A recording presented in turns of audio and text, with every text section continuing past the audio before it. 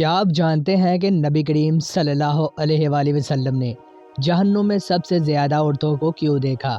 ایسی 10 عورتیں جو اپنے گناہوں کی وجہ سے جہنم کے دردناک عذاب میں مبتلا ہے۔ جاننے کے لیے ویڈیو آخر تک دیکھیں۔ حضرت علی رضی اللہ عنہ سے روایت ہے کہ ایک دن نبی کریم صلی اللہ علیہ وسلم بیٹھے ہوئے تھے اور بہت زیادہ گریہ وزاری فرما رہے تھے۔ اس دوران حضرت علی رضی اللہ عنہ وہاں پر پہنچے اور عرض کیا، یا رسول اللہ صلی اللہ علیہ وآلہ وسلم، آپ اس قدر کیوں رو رہے ہیں؟ نبی کریم صلی اللہ علیہ وسلم نے فرمایا، میں جہنم کے قریب سے گزرا تو وہاں میں نے اپنی امت کی 10 گناہگار عورتوں کو دیکھا جنہیں جہنم کے فرشتے سخت عذاب دے رہے تھے۔ ان عورتوں کے چیخنے اور رونے کی وجہ سے میں بہت زیادہ غمزدہ ہوں۔ پھر نبی کریم صلی اللہ علیہ وآلہ وسلم نے ان 10 عورتوں کے بارے میں تفصیل سے بیان فرمایا۔ پہلی عورت، نبی کریم صلی اللہ علیہ وسلم نے فرمایا، میں نے ایک عورت کو دیکھا جسے اس کے بالوں سے پکڑ کر جہنم میں لٹکایا گیا تھا اور اس کا دماغ ابل رہا تھا۔ فرشتوں سے پوچھنے پر معلوم ہوا کہ یہ وہ عورت تھی جو پردہ نہیں کرتی تھی، اپنے بال غیر محرموں سے نہیں چھپاتی تھی اور بے حیائی کے کام کرتی تھی۔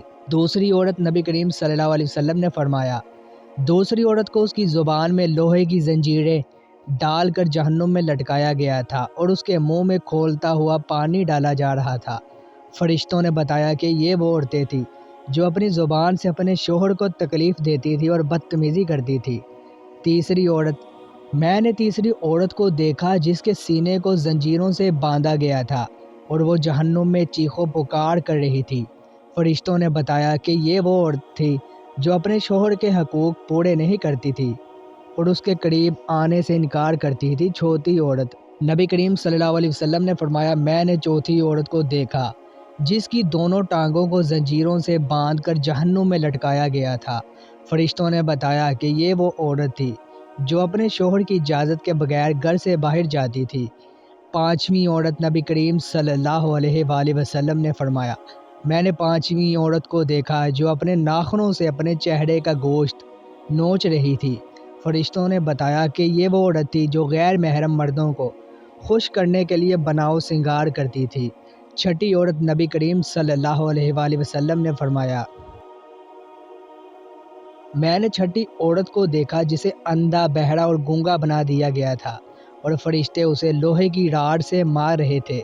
یہ وہ عورت تھی جو اپنے شوہر کے خلاف دوسروں کو اکساتے ہوئے جھوٹ بولتی تھی۔ ساتویں عورت، نبی کریم صلی اللہ علیہ وآلہ وسلم نے فرمایا، ساتویں عورت کو دیکھا جس کا آدھا جسم انسان کا اور آدھا گدھے کا تھا اور وہ جہنم میں شدید عذاب میں مبتلا تھی۔